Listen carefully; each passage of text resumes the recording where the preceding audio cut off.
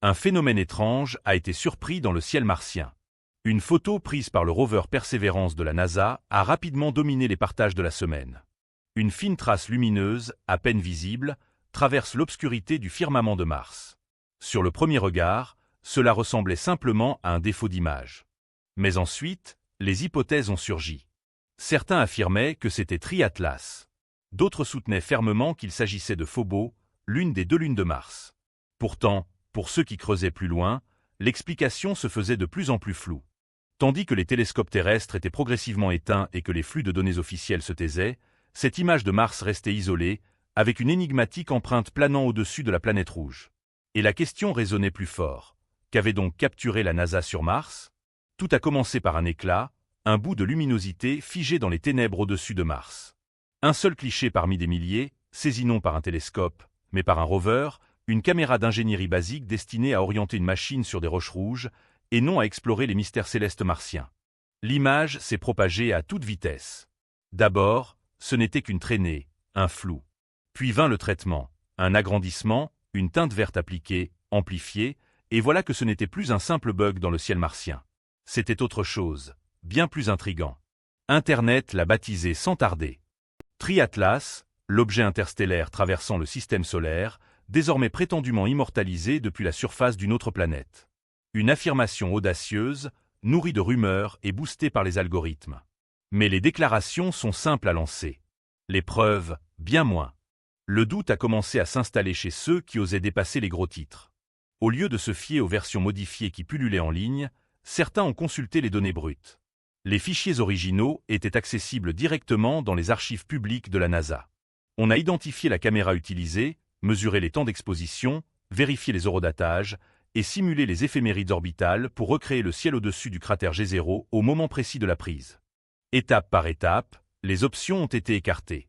Ce n'était pas trié Atlas. La brillance, le déplacement, l'étendue en pixels ne collaient pas.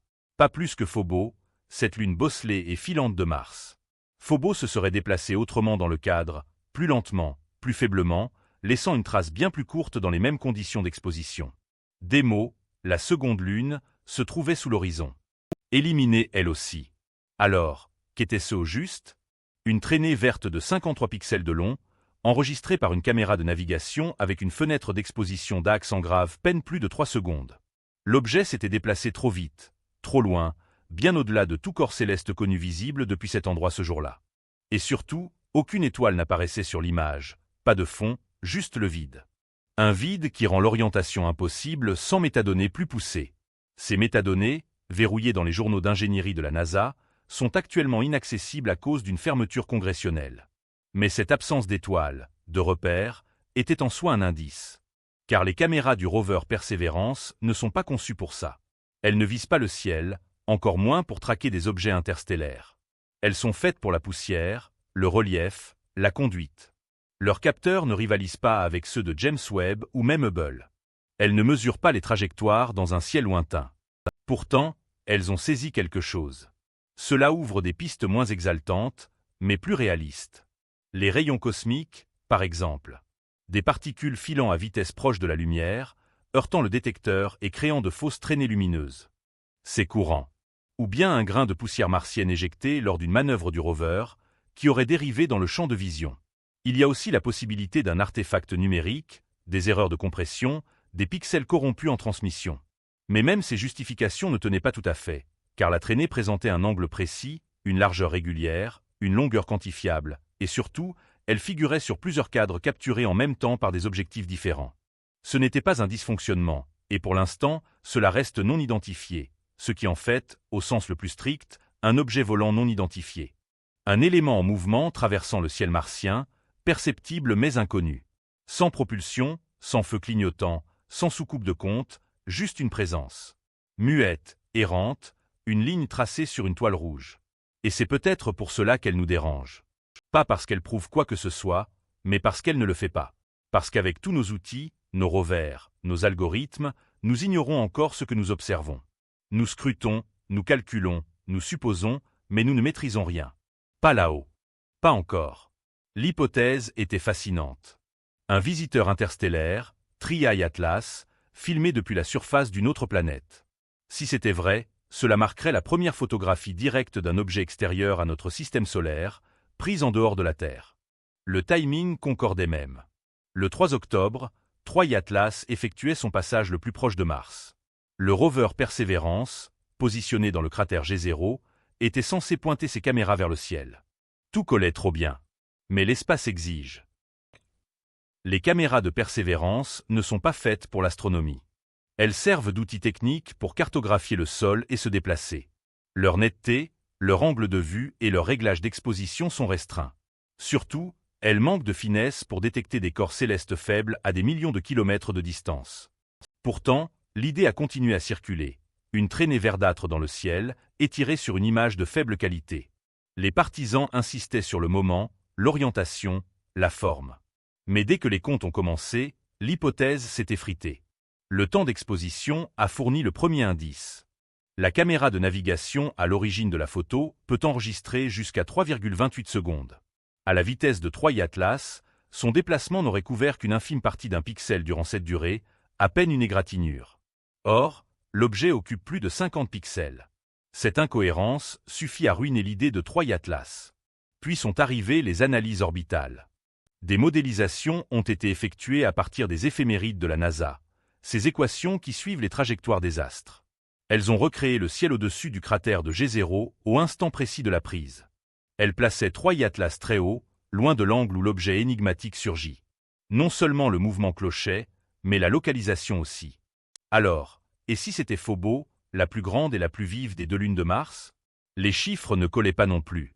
Phobos file vite, certes, mais pas à la vitesse indiquée par la photo. Sa course dans le ciel aurait produit une trace plus courte et plus pâle, tandis que Démo, la petite lune, n'était même pas visible à l'horizon.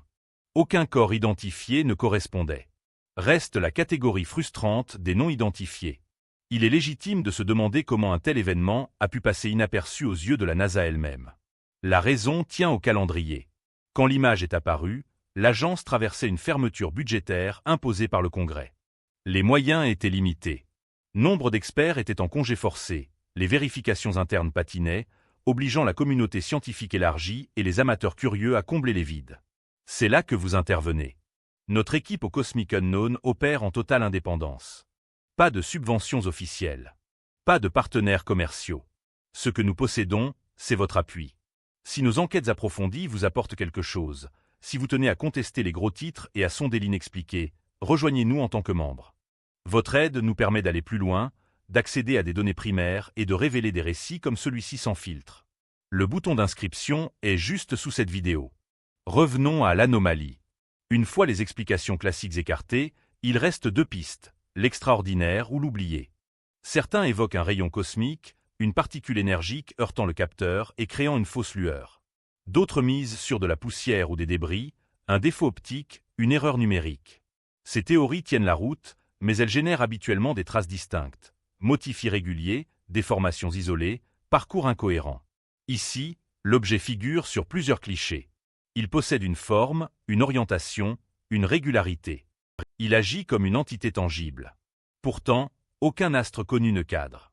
Ni satellite, ni lune, ni étoile.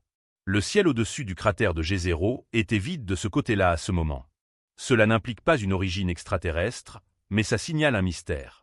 Dans un domaine fondé sur les révélations, cela justifie de creuser davantage. Les éléments spatiaux respectent des lois. Les courbes lumineuses, les orbites courbes, les vitesses varient dans les limites de la gravité et de l'inertie. Même les phénomènes les plus désordonnés, comme les comètes qui se disloquent ou les éruptions solaires sur une étoile, évoluent de manière prévisible sous le bon angle d'analyse. C'est ce qui rend l'objet repéré par le rover Perseverance si dérangeant. Il ne se déplace pas comme ceux que nous connaissons. Repassons les données brutes. L'objet surgit comme une barre nette sur divers cadres. Pas d'estompe aléatoire, comme on pourrait l'attendre d'un tremblement ou d'un bruit de capteur. Au contraire, il trace un itinéraire précis avec une silhouette et une intensité stable. En mesurant sa longueur sur les images, les experts ont évalué la traînée à plus de 50 pixels, une marque exceptionnellement étendue pour la caméra de navigation. Ce n'est pas du bruit, c'est un déplacement, mais à quelle allure? Pour trancher, on a estimé le temps d'exposition, la résolution angulaire et l'espacement des frames. Le maximum pour la nave qu'en dépasse à peine 3 secondes. Sur cette base, ils ont calculé le déplacement angulaire par seconde, puis convertie en trajectoire céleste. Le verdict, une vélocité qui ne colle avec aucun objet observable depuis Mars à l'époque. Trop rapide pour un satellite, trop lent pour une météorite. Elle niche dans un entre-deux bizarre. Cela ne serait pas historique. Des milliers de petits objets non répertoriés errent dans le système solaire. Certains de des fragments d'astéroïdes en constituent une partie. D'autres proviennent de débris créés par l'homme. Ce qui rend cet incident si remarquable, c'est l'ensemble du moment, de la netteté visuelle et du manque total d'autres indices confirmatoires. Aucun autre détecteur n'a capté l'événement. Les autres appareils du rover n'ont rien révélé d'anormal. Pas de mesures inhabituelles, pas de pic d'énergie, pas d'artefacts optiques sur les images voisines. Le ciel est resté serein. Pourtant, il y avait bien cela, une forme traversant le champ avec une trajectoire nette et une vitesse évidente, figée dans le calme de la nuit martienne. Pour nombre d'entre nous, cela pourrait inviter à la prudence, à la modération, voire à écarter l'idée. L'espace est chaotique, après tout. Les caméras défaillent. La poussière tourbillonne. La lumière se déforme. Mais les chercheurs d'anomalies savent que les motifs comptent. Et cet objet, quel qu'il soit, a généré un motif qui ne ressemble en rien au bruit de fond. Certains évoquent les rayons cosmiques, ces particules ultra-énergétiques venues des confins de notre système solaire. Quand elles heurtent un capteur, elles produisent des points lumineux ou des traînées. Pourtant, les traces de rayons cosmiques se limitent souvent à une seule image et montrent une intensité irrégulière. Elles ne se déplacent pas. Elles ne réapparaissent pas. Elles ne dessinent pas de trajet rectiligne sur plusieurs prises de vue. Cet objet, lui, l'a fait. D'autres avancent un dysfonctionnement dans le traitement des données. Peut-être des erreurs de compression ou des pannes de lecture. Mais ces problèmes laissent généralement des marques distinctes. Déformations anguleuses, motifs répétitifs, interruptions brutales dans les fichiers d'images. Rien de tel ici. Et puis vient ce mutisme. Après un bref éclat de rumeurs sur le web, les débats se sont essoufflés. La NASA n'a publié aucune déclaration officielle. Aucune précision n'a suivi. Les questions posées par des analystes indépendants sont restées sans réponse. L'agence a peut-être examiné le dossier en interne et jugé cela banal. Ou bien elle l'a rangé discrètement pour éviter tout buzz inutile. Le silence n'est pas rare quand l'évidence manque. Mais dans ce vide, l'objet persiste, inexpliqué, non écarté, sans suite. Il y a une étrange fascination dans une bizarrerie repérée sur une autre planète, saisie par un robot infatigable. Dans un cratère forgé par un ancien choc, sur un monde où aucun humain n'a posé le pied, une silhouette a filé au-dessus et a laissé une empreinte indéchiffrable. Pour l'instant, cette empreinte est notre seul indice. Elle nous rappelle combien de choses échappent encore à notre vue. Dans la quête de réponses solides, on oublie souvent la richesse du mystère. Mais au bord de la solitude martienne, une ligne luminescente dans le ciel soulève une interrogation que nous ne savons pas trancher. Et qui sait, cela pourrait marquer le départ de quelque chose de plus grand. Mars ne parle pas. Il n'élucide rien. Il fournit des données brutes, muettes, intactes. À nous de formuler les interrogations, de traquer le sens. Et cette fois, la question revêtait une acuité particulière. Une traînée verte dans le ciel, enregistrée par un appareil pas conçu pour observer les étoiles. Une anomalie fugitive qui défie toute étiquette, malgré les analyses minutieuses de pixels par experts et passionnés. Ce n'étaient pas trois atlas. La courbe, l'éclat et la vitesse angulaire ne concordaient pas. Pas plus que Phobos ou Démo. Cela ne rimait à rien avec un satellite connu ou un phénomène atmosphérique. Les coupables habituels, rayons cosmiques, poussière, bugs de compression, ne collaient pas non plus. L'objet s'est déplacé, a imprimé une marque et s'est montré sur plusieurs images. Puis, comme tant d'éléments dans l'espace, il a disparu. Dans un domaine régi par l'assurance et le doute méthodique, c'est dérangeant. On aspire à des conclusions. On réclame des explications. Mais la science ne se résume pas toujours à des solutions. Elle consiste parfois à écarter les hypothèses, à cohabiter avec ce qui subsiste une fois les pistes probables épuisées. Ce casse-tête, ce filament d'inconnu au-dessus du cratère G0, nous renvoie à notre modeste emprise. On modélise les orbites, on chronomètre au millième de seconde, on recrée les champs stellaires, on programme pour décortiquer des téraoctets de données. Mais face à l'imprévu de l'univers, à ce qui résiste aux cases, on mesure notre petitesse. Et c'est peut-être l'essentiel. Il ne s'agit pas seulement d'une rayure non identifiée dans le firmament martien. C'est notre lien à l'énigme, notre impulsion à classer, à décrypter, à nommer. Or, le cosmos ne nous doit pas de transparence. Il nous tend juste une chance.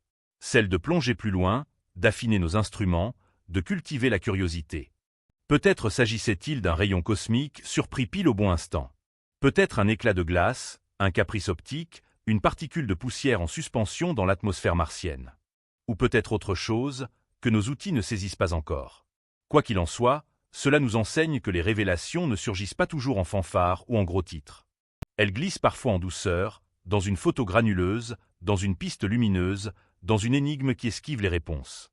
Si l'inconnu vous captive autant qu'il nous passionne, envisagez de vous abonner. Un like pour que d'autres esprits curieux découvrent ce récit. Et peut-être, qui sait, poser des questions plus affûtées la prochaine fois que les étoiles se taisent. Musique.